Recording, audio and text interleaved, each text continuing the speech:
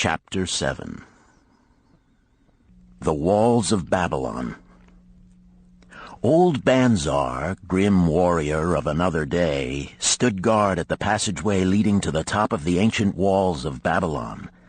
Up above, valiant defenders were battling to hold the walls. Upon them depended the future existence of this great city with its hundreds of thousands of citizens. Over the walls came the roar of the attacking armies, the yelling of many men, the trampling of thousands of horses, the deafening boom of the battering rams pounding the bronzed gates. In the street behind the gate lounged the spearmen, waiting to defend the entrance should the gates give way. They were but few for the task. The main armies of Babylon were with their king, far away in the east on a great expedition against the Elamites. No attack upon the city having been anticipated during their absence, the defending forces were small. Unexpectedly from the north bore down the mighty armies of the Assyrians, and now the walls must hold or Babylon was doomed. About Banzar were great crowds of citizens, white-faced and terrified, eagerly seeking news of the battle. With hushed awe they viewed the stream of wounded and dead being carried or led out of the passageway. Here was the crucial point of attack. After 3 days of circling about the city, the enemy had suddenly thrown his great strength against this section and this gate. The defenders from the top of the wall fought off the climbing platforms and the scaling ladders of the attackers with arrows, burning oil, and, if any reached the top, spears. Against the defenders, thousands of the enemy's archers poured a deadly barrage of arrows. Old Banzar had the vantage point for news. He was closest to the conflict and first to hear of each fresh repulse of the frenzied attackers. An elderly merchant crowded close to him, his palsied hands quivering. "Tell me, he pleaded. "They cannot get in. My sons are with the good king. There is no one to protect my old wife. My goods, they will steal all. My food, they will leave nothing.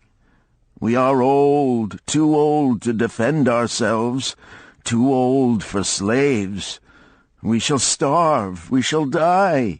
Tell me they cannot get in." "Calm thyself, good merchant," the guard responded.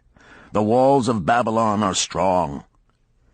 Go back to the bazaar and tell your wife that the walls will protect you and all of your possessions as safely as they protect the rich treasures of the king. Keep close to the walls, lest the arrows flying over strike you." A woman with a babe in arms took the old man's place as he withdrew. "Sergeant, what news from the top? Tell me truly that I may reassure my poor husband. He lies with fever from his terrible wounds, yet insists upon his armor and his spear to protect me who am with child. Terrible, he says, will be the vengeful lust of our enemies should they break in." "Be thou good of heart, thou mother that is and is again to be. The walls of Babylon will protect you and your babes. They are high and strong. Hear ye not the yells of our valiant defenders as they empty the cauldrons of burning oil upon the ladder scalers?" "Yes, that do I hear, and also the roar of the battering rams that do hammer at our gates." "Back to thy husband. Tell him the gates are strong and withstand the rams. Also that the scalers climb the walls, but to receive the waiting spear thrust. Watch thy way, and hasten behind yon buildings."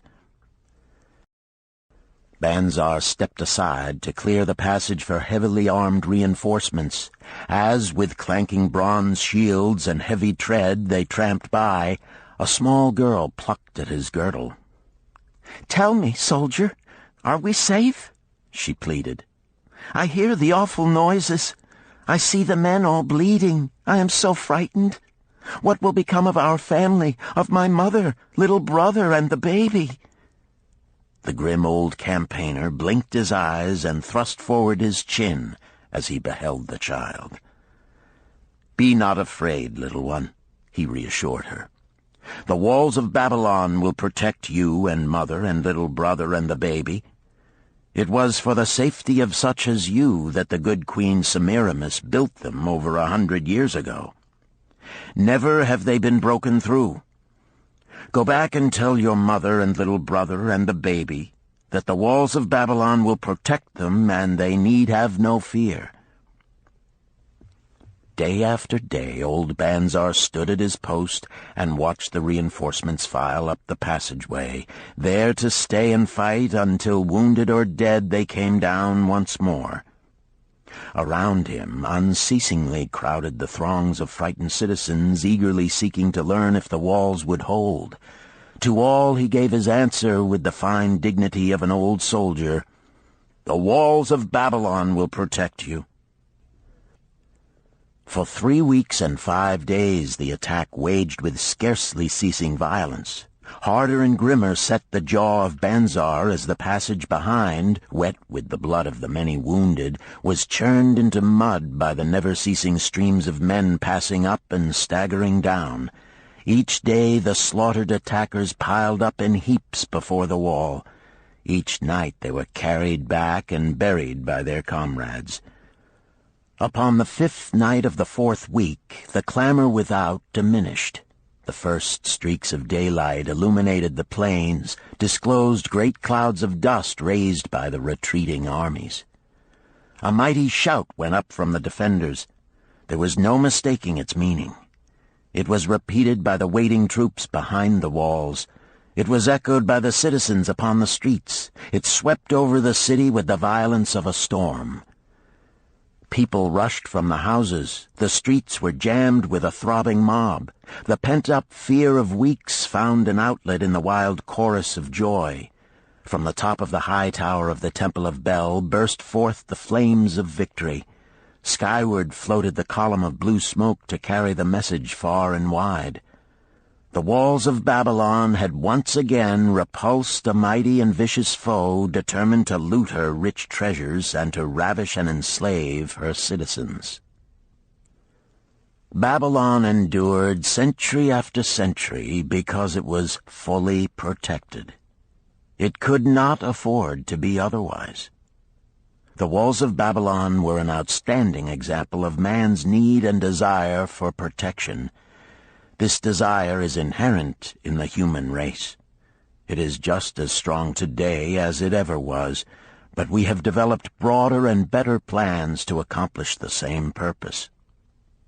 In this day, behind the impregnable walls of insurance, savings accounts, and dependable investments, we can guard ourselves against the unexpected tragedies that may enter any door and seat themselves before any fireside.